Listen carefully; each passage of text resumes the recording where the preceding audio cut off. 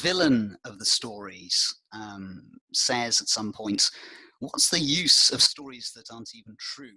And I'd like to ask that question. Why are stories important? Why do we hear more and more this idea that storytelling is such an important anchor in getting one's point across in presentations? Well, the answer comes in a number of different points. Firstly, stories engage by getting an audience to connect to you as the storyteller's vulnerability and humanity. You are supposed to open up and show a side of yourself that you couldn't when you're doing a more traditional presentation through facts and figures and spreadsheets and reports. So the first attribute that is such a powerful part of storytelling is the fact that they allow you to engage. They also entertain, hopefully, and so they put your audience in a receptive state to take in your message. They also educate by passing on your message or arguing your case in an appealing way. Of course, they also, if you've done your job correctly, establish your credibility and therefore validate your audience's attention to you. And finally, and probably most importantly, they expose your audience to an emotionally satisfying experience, which, by the way, generates gratitude, because there's nothing we love better than to assign our attention to a storyteller who promises and follows through on delivering a truly satisfying emotional journey, which wraps up into a powerful culmination and makes their point in so doing. But of course, there are different types of stories. And even as we know, the more sort of well-known entertaining kinds of stories that we see on TV and films, there are important types of stories that we see more and more often cropping up in corporate and business type scenarios. So a word of caution comes to us from Robert McKee, who is a well-known story and screenwriting guru, and he says, you emphatically do not want to tell a beginning to end tale describing how results meet expectations. This is boring and banal. Instead, you want to display the struggle between expectation and reality in all of its nastiness. And of course, even in the corporate type scenarios, we can play this out to great and satisfying measure. So let's meet the types of stories. Firstly, there's the story of me, and one of the most well-known stories of me, as it were, is the one that Oprah liked to tell, and sometimes still likes to tell, about how she started in media and how she overcame her own abusive childhood past, and then faced down racism and sexism in the workplace, and made it all the way up to a media mogul status that she carries today. Let me just interrupt to say, if you can all hear me, can you type in the chat box that you can hear me? Because apparently sometimes the volume is wavering. Okay. All right then, so I will continue. Okay, so that's Oprah and the story of me. And the story of me is, of course, one of the most popular types that we encounter in terms of corporate types of storytelling. Then, of course, there's the story of our company. And one of the ones that you get to bump into across YouTube, and it's actually a very fascinating story, is, of course, the story of Airbnb and Brian Chesky, and how he and a group of fellow entrepreneurs took advantage of what other people saw as a limitation and launched the huge Airbnb business that is well known today. Then there's the story of an idea. And of course, we've been without him for some years now, but who could forget the grand master of that kind of storytelling, Steve Jobs, who could look into the future and make it real for us by projecting the possibilities of the technology that he was the spokesman for. And one more, there's of course the story of our results. And this one, we look no further than Mark Zuckerberg and of course the raging climb of Facebook. But of course, all stories have some very basic building blocks, which need to be kept in mind when building stories. And of course, every story is a kind of magical kind of architecture. Oh, I'm seeing a witty comment in the chat box. Steve Jobs did indeed get himself fired from his own company. But, you know, as a storyteller, I don't think his mastery was ever in doubt, but good point. So yes, story building blocks, and here we should refer to Rudyard Kipling. If history were taught in the form of stories, it would never be forgotten. And this is because there are some very memorable building blocks that stories take into consideration. So let's meet them now. Firstly, of course, as you might imagine, there is the hero, which of course also encompasses the heroine. And the hero is the heart of any story. Oftentimes, the hero is the storyteller himself or herself, but not necessarily. It can be the story of someone you admire, and of course, it can also be the story of someone who is an anti-hero. So in the telling of their story, they become a kind of example of what not to do, and their story becomes a cautionary tale. Swiftly after the hero, we get the antagonist, the rival or the competitor. Now, mark, not every story, at least in the business world, is going to have an outright antagonist. Often they will, but sometimes you have to allow for a more subtle form of this kind of antagonism, where a faceless industry situation has to serve as the kind of rival or the person or the entity that's kind of pushing against the hero. Number 3, we have the mentors, the sidekicks, and the secondary characters. So you have all sorts of color coming from people cropping up in your story who either support or guide or even challenge the hero, but who don't take away the importance or overshadow the hero. If you do have a sidekick or another character that is actually getting sort of showing the potential to be more interesting than the hero, then you should seriously reconsider whether your hero is the right hero for your story. Okay. Number 4, we have the most fundamental bit of any story, and that is conflict. You absolutely want conflict, struggle, and battle.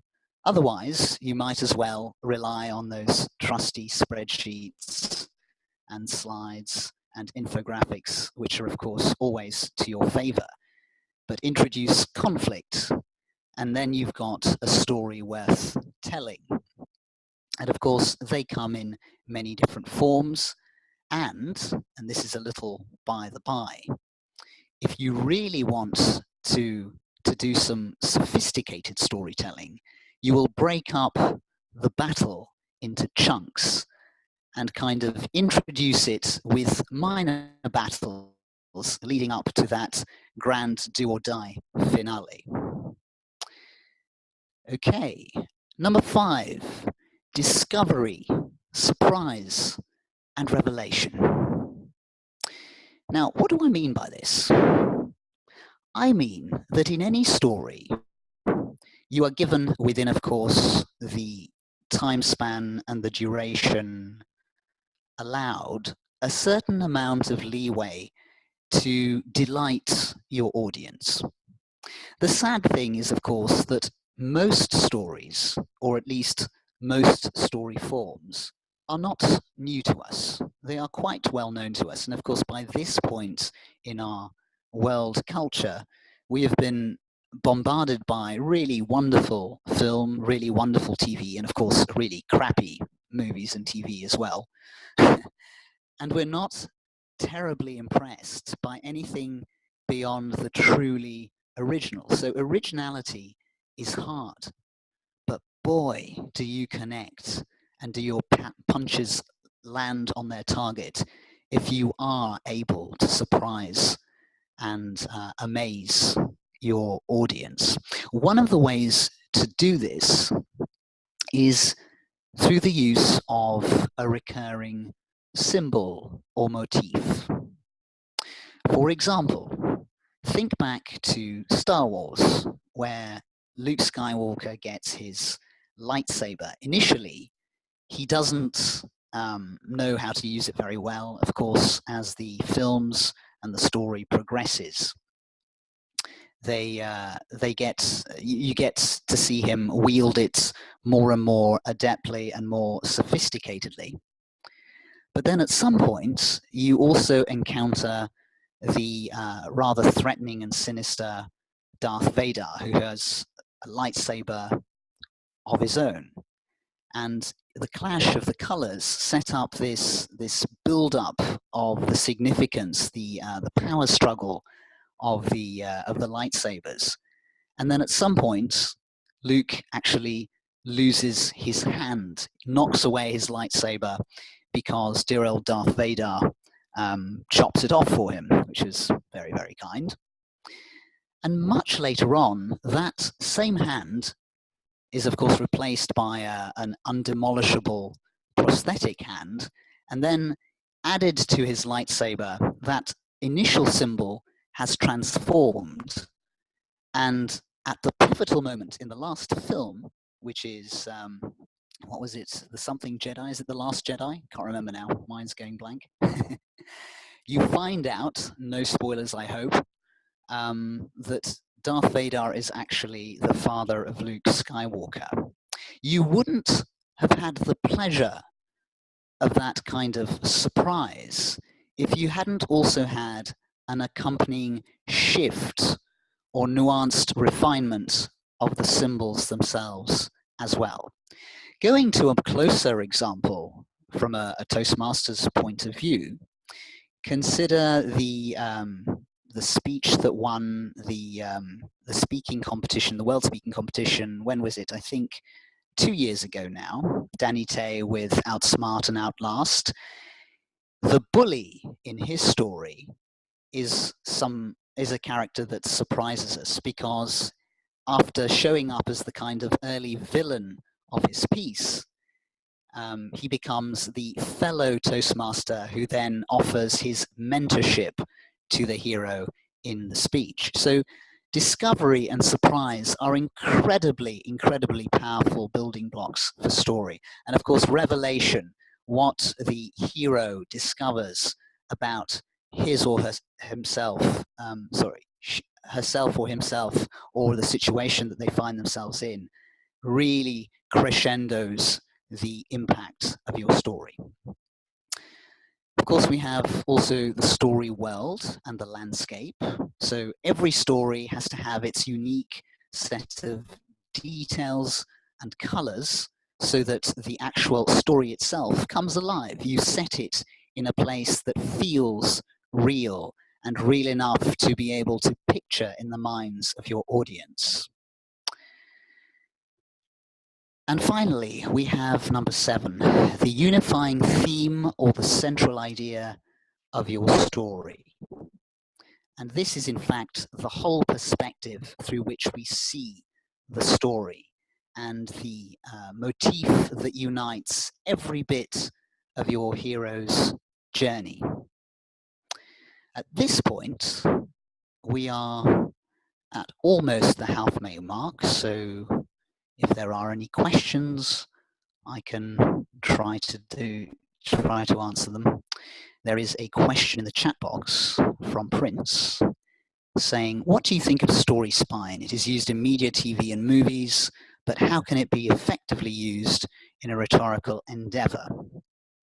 Actually, that's a very good point to bring up, and really, it's the controlling idea is the same as the story spine, and any good speech, in order to be not just harmoniously structured, so that you have a reason for moving from one idea to the next, but in order to deliver an emotionally satisfying experience to your audience by the end of your story, which is what I would be arguing is the point of powerful storytelling.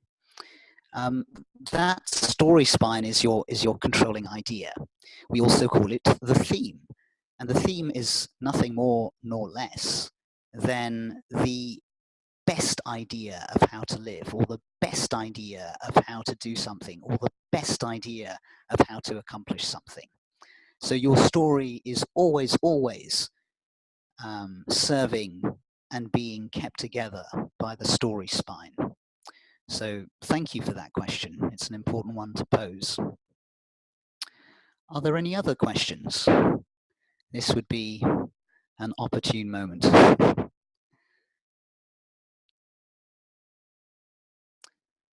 Let's see. So how would you go about constructing the story? Theme outwards or content inwards? I would always start with theme, because theme will suggest the best hero for your story, the best story world, the best antagonist, and of course the best set of story turning points. By turning points, I mean shifts between what the hero expects to happen and what actually happens. It's the theme that will suggest how you put it all together. If you don't have that theme, you might have some very interesting and provocative characters and some exciting kind of story events, but they won't necessarily be put together in a way that adds up to that last flourish. Now, there's also a question about transitions. Could you elaborate what you want to ask about transitions in the story spine context?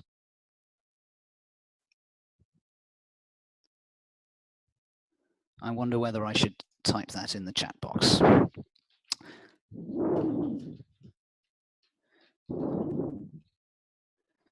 So transitions are very important. What would you like asked about transitions?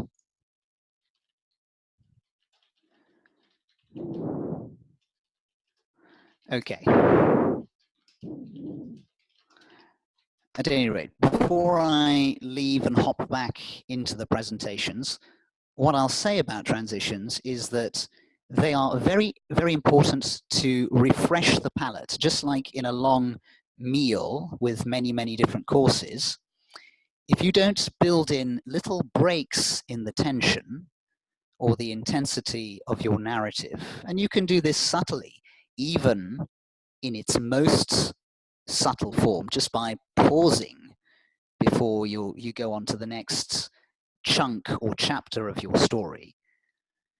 But you have to build them in, because otherwise the intensity of the actual narrative will wear out your audience. So that's a very good point to raise.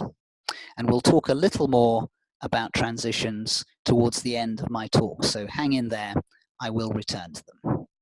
Okay, so let's dive back into the presentation now. And what I'd like to do is, if I can get this thing going again, I'd like to talk a little about the hero's journey. So the hero's journey, says Jacob Nordby, is the grand quest which calls to the hero in every one of us. Sorry, I think I've missed a little bit of it.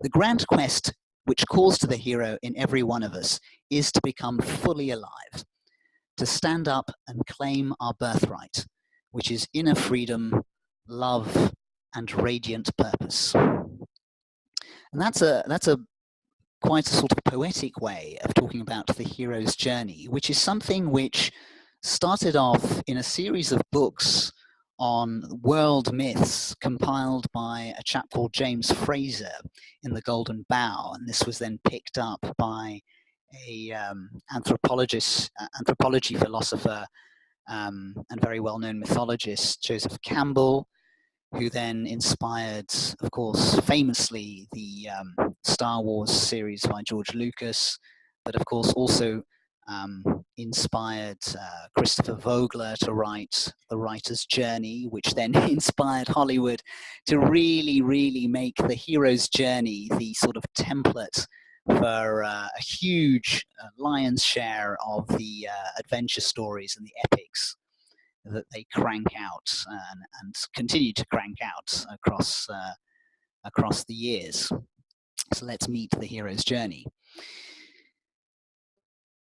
So in Christopher Vogler's seminal book, The Writer's Journey, he proposed there was this kind of journey from known to unknown and back again, and he based it on some very ancient patterns that kept coming up over and over again in myths. So essentially, as you can see at the top, the hero at the beginning of the story has a relatively stable or at least familiar world, and then something calls him or her to adventure. Initially, they kind of push back and ignore or even outrightly refuse the call to adventure, but eventually they have to sort of respond, and then their first kind of testing point is meeting the threshold guardians, the people or the characters that guard the way to the next bit of the adventure. And once they're through, if you remember back again to Star Wars, Obi-Wan Kenobi sort of uses his Jedi powers to get himself and Luke past some stormtroopers by saying, I think, how does it go? These are not the droids you are looking for. And they kind of magic their way with the Force past the initial threat.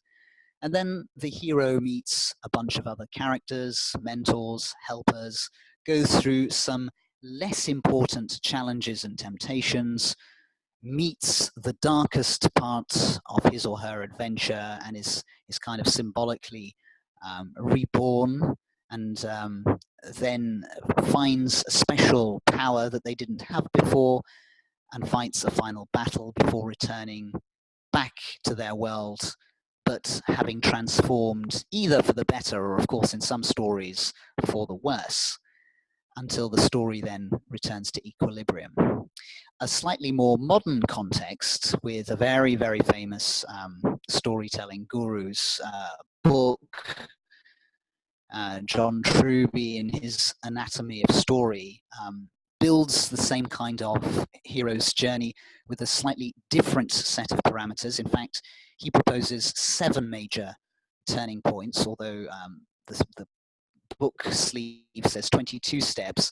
He does boil them down to 7 initial steps, which are the weakness and the need of the hero. So the weakness is the secret pain or the ghost that the hero is afflicted by. And the need is the thing or the person or the kind of healing that they need to get beyond the weakness. The desire is the sort of external goal of what they want to accomplish in the journey, in the adventure.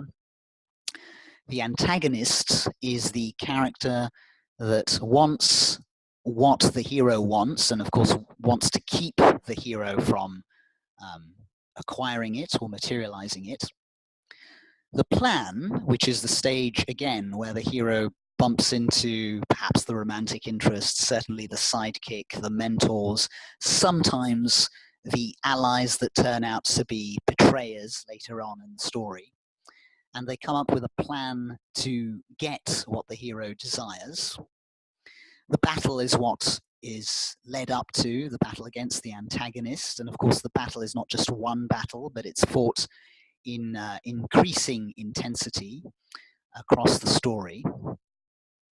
And then you get the self-revelation of the hero. And by the way, John Truby suggests strongly that when you are fleshing out your story, you actually start with the self-revelation. So here, in a way, this is an echo of what we've just spoken about in the brief Q&A about the story spine, because the self-revelation is that kind of breakthrough of the controlling idea, that insight that the unifying theme is leading the hero to discover. And of course, this is the stage where the hero realizes that either they've been doing something terribly wrong, or because of their weakness, other people are being harmed, also, and so forth. Many different types of self-revelation, but it is critical for a powerful story to be knit together. And of course, finally, the return to equilibrium, whether for better or for worse, whether the hero ends up more liberated, more powerful, or indeed far more enslaved than they were at the beginning, you do get a return to a new equilibrium at the end of your story. However, the Hollywood types of storytelling and journeys of the hero, as useful as they are, and of course they're what we unconsciously know, and we meet them in adverts and all sorts of media campaigns across the web as well as TV. But there are story patterns that we would do well to have in mind for our more kind of business type or corporate presentations as well. And here we should remember that what happens is of little significance compared with the stories we tell ourselves about what happens. So one of the story patterns that we can use in our presentations is the coming of age story. This is one where after years of learning and growing, you've reached a milestone, you know who you are strong, experienced, and confident, and you're ready to take on whatever comes next. And this story type, of course, demonstrates experience and strength. The next is overcoming obstacles. With this one, you hit a roadblock and almost failed. I'm sure lots of entrepreneurs will have this particular story. It was a struggle. You challenged your assumptions. You made tough decisions. You fought hard and you won. This story type, of course, demonstrates resilience. Probably the sort of thing that you want to demonstrate when you're pitching that $1 million idea before a bunch of sharks, or should I say angels. Number 3, you have the constant evolution story. Now this one, you're never at rest. Over and over, you've evolved to handle whatever comes your way. You keep moving, you keep adapting to the world around you, and maybe you even anticipate its change. So this story type demonstrates your adaptability, something for the shareholders at the annual general meeting, no doubt. Number 4, you have the true as it ever was story. Here, your purpose and your values have endured throughout the years. The world has evolved and you've changed with it, but your core beliefs have remained intact. They guide everything you do. This story type demonstrates steadfastness or reinforces people's trust in you. Number 5, we have the rebirth story. Now this is a particularly potent type, and it's tricky. It's tricky to get right, especially as if you are being reborn, there's probably a lot of baggage that you have to either divert attention from, or you have to kind of make concessions or explain away, if you wish. So more questions coming in. I will look at the questions in just a little while. Let me just get through these story types. So the rebirth story is, over time, you've accumulated a wealth of experience and knowledge. Today, you're harnessing that to start, and a whole new chapter awaits to become an even better version of you. This story type explains a new direction or a rebrand, but it's probably the one that I would say is the riskiest, and of course the most inspiring if it's done well. Number 6, we have the quest. Here you've always had a clear objective, one which you've pursued relentlessly. Your talent and passion have turned vision into reality. Through twists and turns, you've kept your focus, and will never let it go.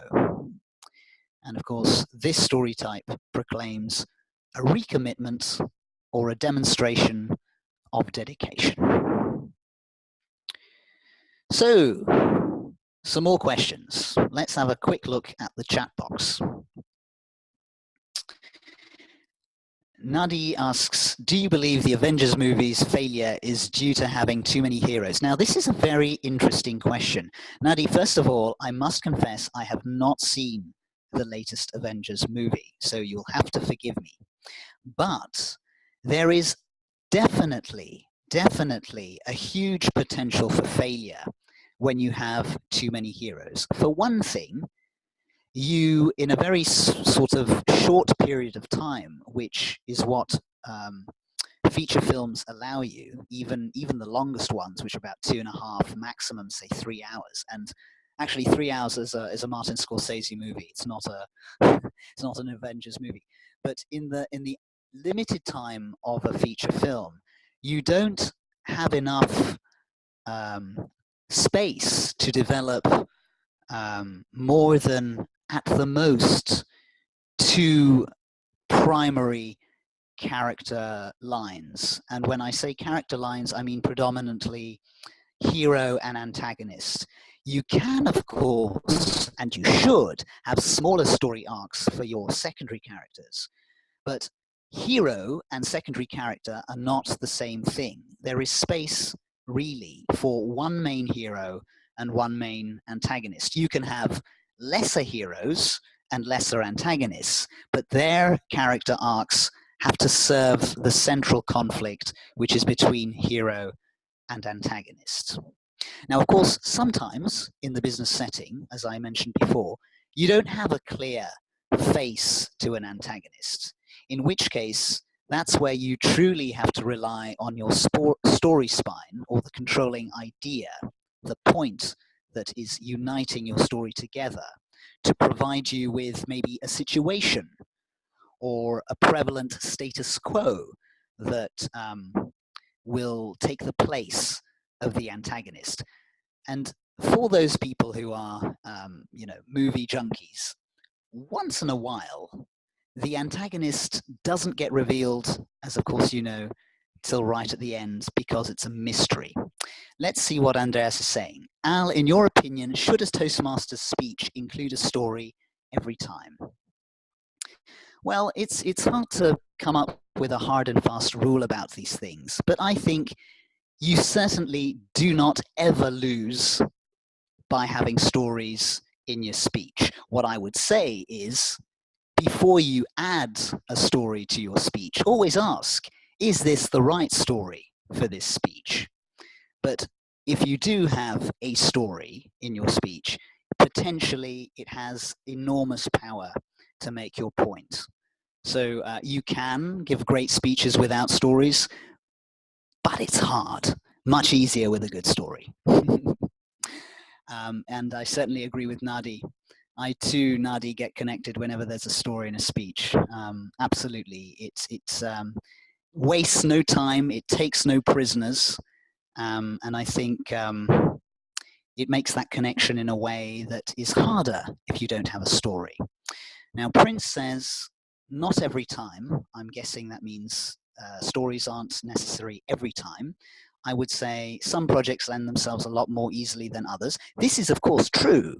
This is, of course, true. But on the other hand, I think the more abstract or the more ambitious a presentation you're giving, the more of an ally, a humanizing story, or an analogy, a kind of parallel experience that would allow then the abstraction to be imagined by your audience, that's when the story could be really, really powerful and helpful.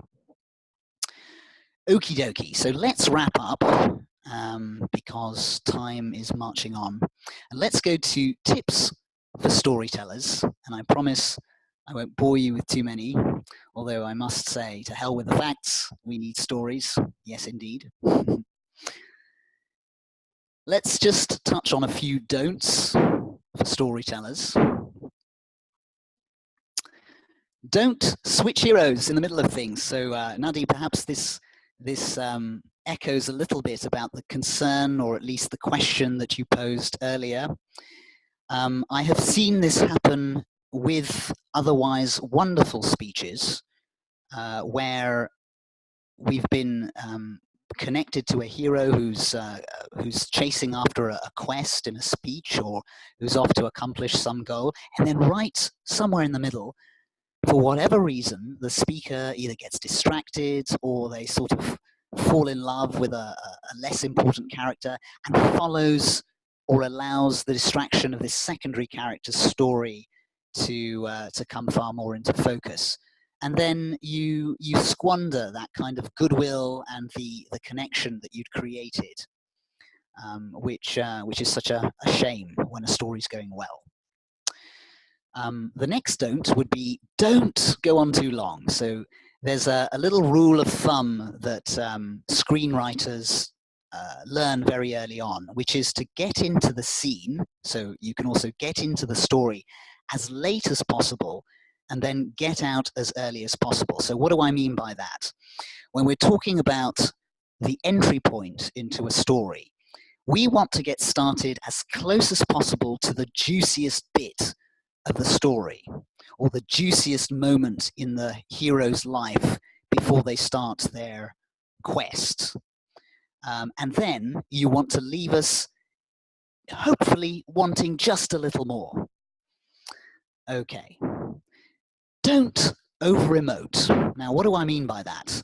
Sometimes, of course, the hero has a kind of magic of its own, and it takes us over, and before we know it, we are just sort of lit up by our own energy, and we are over-emotional. We're giving too much intensity.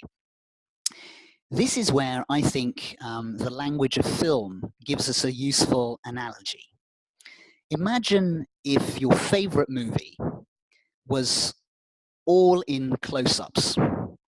So one shot to the next, it was all in close-ups. Now, it would certainly be incredibly intimate and immediate and intense, but I'm pretty sure that after a certain point, that kind of intensity would just kind of numb you to what was going on, which is a real shame if you've got a great story to tell. So don't be overly emotional. Allow yourself some breaks in the emotion, some pauses to allow the audience to catch their breath, maybe even introduce perhaps a little passing comment, a joke to take away a little bit of the intensity before you build up again. And of course, that's part of the fun of preparing to tell a story, because you can really construct that kind of roller coaster that you're going to be taking your audience on. And finally, don't use cliches or underestimate your audience. Remember, by this point in the game, we've had over 100 years of cinema, we've had fantastic TV series, and of course, we've had, in an earlier format, we've got all the brilliant books and poetry of the ages. So at this point, we know a hell of a lot intuitively about what stories do, how they're supposed to unfold, and where you probably are going. So even though we have a great obstacle, a great challenge as storytellers, let us all try as best as we can not to use cliches, and certainly not to assume that our audience is going to be satisfied by the kind of adventures or colorful moments that you're going to tell in your story. Try to be as original as you can. And finally, here are some do's for storytellers. Do start in the middle of things. So at the dawn of storytelling with epic poetry in the Odyssey and the Iliad of Homer, and of course the Aeneid of Virgil, we have always started in medias res, in the middle of things. So if you can start just as things are getting juicy, that's probably the place where you're going to grip your audience the best. Do, now here we have our loving mention of transitions. Do pay a special attention to transitions. Here is where I also often see otherwise fascinating and compelling presentations stumble a little bit. You've got all of these exciting turning points, but somehow they're little gaps or spaces in between the plot points, the turning points, the shift in the action and in the information that's being revealed, because we haven't paid attention to transitions. So what are the kinds of transitions we can use? Well, they can be as simple, as I suggested earlier, as pauses, or as elaborate as juxtapositions. Now, juxtapositions are where you're doing something very ambitious, where you're telling two events at the same time. So if you remember in The Godfather Part 1, right towards the end, where the new Don, Michael Corleone, is baptizing his young baby niece, his sister's daughter, and he is in a church taking place in a holy baptism ceremony, and he is officially renouncing the devil. At the same time, unfolding on the screen are all of the murders of the competing mafia dons, the mafia bosses. His men are wiping them out one by one, and the camera is cutting from his supposedly holy role as the kind of baptizer of his niece in church to the actuality of the bloodiness of his orders being carried out by his men. So you can juxtapose, you can break from one bit of your story to another bit of your story as a kind of parallel timelines, but they all have to culminate at the same place in order for your story to have that lovely, juicy payoff that your audience will then be hoping that you give them. Then, do use surprises and transformations. Now, here, I'd just like to give you a little snippet from one of my favorite films, and that is Roman Polanski's Chinatown. I'm not sure how many people watch it these days, but it is a masterpiece. And there's a point where one of the heroines is being kind of challenged by the hero, and he's convinced that she's had somebody killed, and he's challenging her and saying, you know, who is this mysterious girl that you've been trying to keep hidden, because she's got something to do with this murder.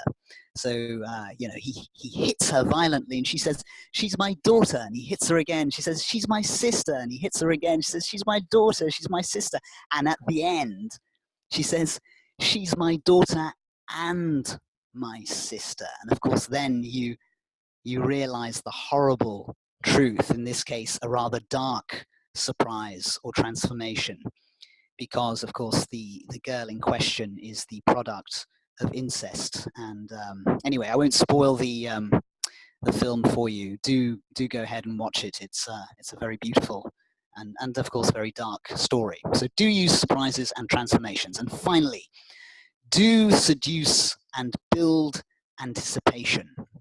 You should always be promising something or hinting at something as you go through your story that you fulfill at the end. And if you do, you will have not just a very grateful audience, but an audience that will have been primarily focused on the point, the idea, or the message that you were trying to put across.